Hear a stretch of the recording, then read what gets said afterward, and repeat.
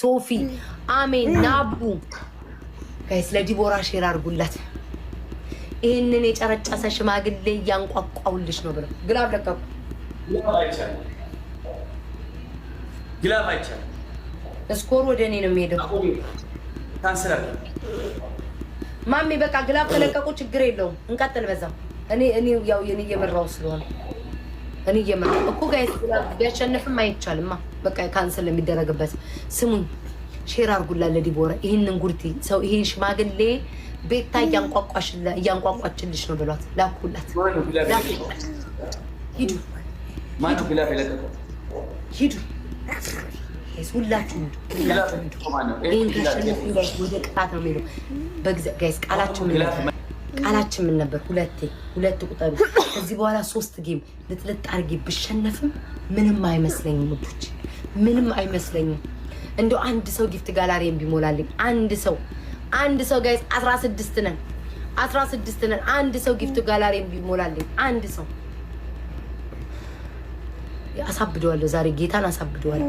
ሁለተኛ አልደግሞም ነው የሚለው። ከዚህ በኋላ 3 እንለቀልጣለን ጋይስ። ከዚህ በኋላ 3 አንቺን እኔ አንድ ጌም ሳላሸንፍ ልትወጪ ማሜ አንድ አይደለም ማለት ነው። ተቀራራቢ አታሸንፍ እመነኝ። ለዚህ እኮ ነው ነግሬ ነበር። አትግጠም ከኔ ጋር ብያለሁ። እኔ እንደማንም አይደለም። አትግጠም ብያለሁ። አለቀ። አትግጠም ብያለሁ። አንድ ጌም አታሸንፈኝም ማለት አንድ ጌም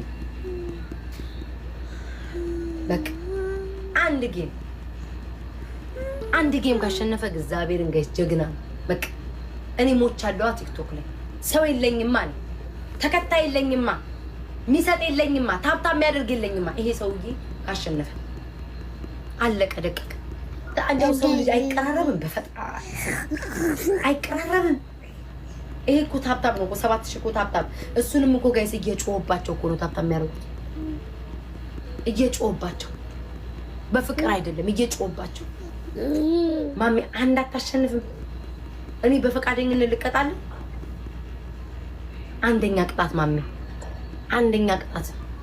አንደኛ ቅጣት ማሚ፣ ጨው በበርበሬ አድርገህ ሻወር ትወስዳለህ። ሁለተኛ ቅጣት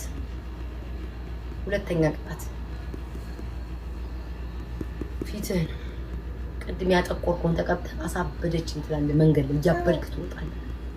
ሶስተኛው ሃይላንድ በበርበሬ ውሃም ጨምረህ ደባልቀህ በእግርህ ትጠጣለህ። ጨርሻለሁ። 5ኛ ትፈልጋለህ?